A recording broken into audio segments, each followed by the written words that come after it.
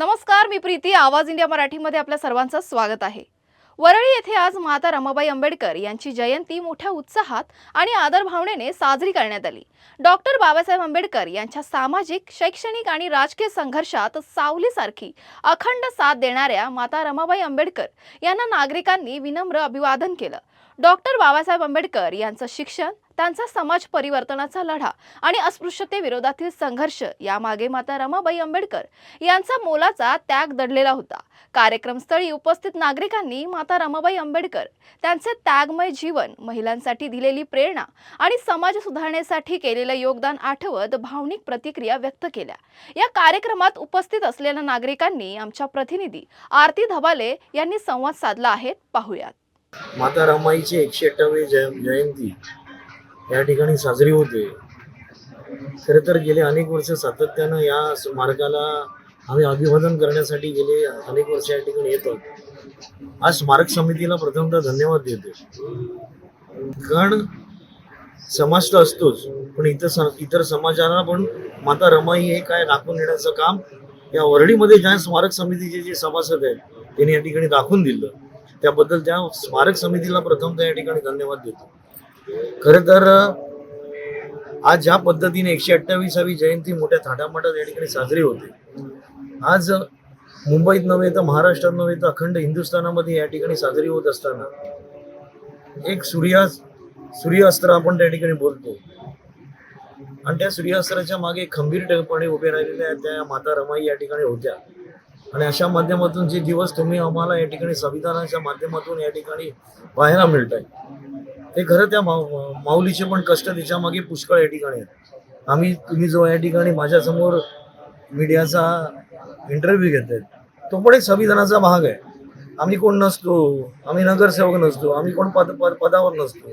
हा संविधानाच्या माध्यमातून हे सगळं आम्हाला या ठिकाणी बघायला या ठिकाणी मिळते. आणि या सगळ्या गोष्टीच्या मागे माता रमाईंचा हात त्या ठिकाणी होता. म्हणून डॉक्टर बाबासाहेब आंबेडकर आज ज्या पद्धतीमध्ये अखंड हिंदू नसा जगात गेले, कळलं ना, आज तेवढाच प्रत्येक गोष्टीच्या मागे स्त्रीचा वाटा त्या ठिकाणी असतो.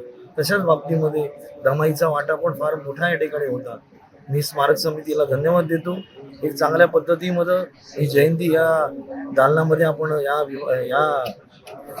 याच्यामध्ये आपण या ठिकाणी साजरी करता, त्यांना शतशः या ठिकाणी धन्यवाद देतो. जे सभासद आहेत, कळलं ना, जे प्रतिष्ठानचे हे पदाधिकारी आहेत, त्यांनी अतोनात मेहनत घेतली.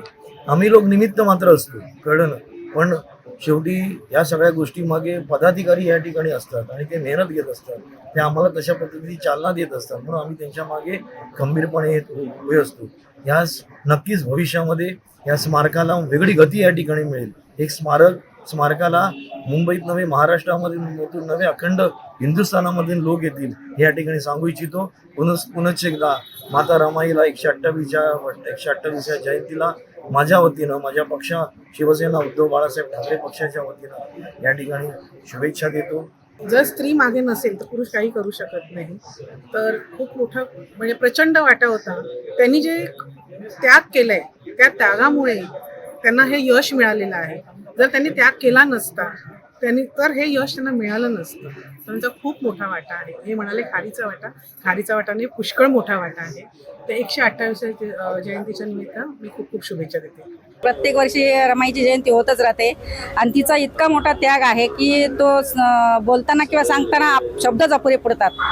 त्यांच्या जयंतीबद्दल त्यांचे हाल व सगळंच अपुरं पडतं सांगणं इतकं. त्यांचं एवढं मोठं अजून कोण झालेलं नाही. आणि खूप उत्साह असतो की आता रमाई जयंती म्हटलं आणि बाबासाहेबांची जयंती, खूपच उत्साह असतो.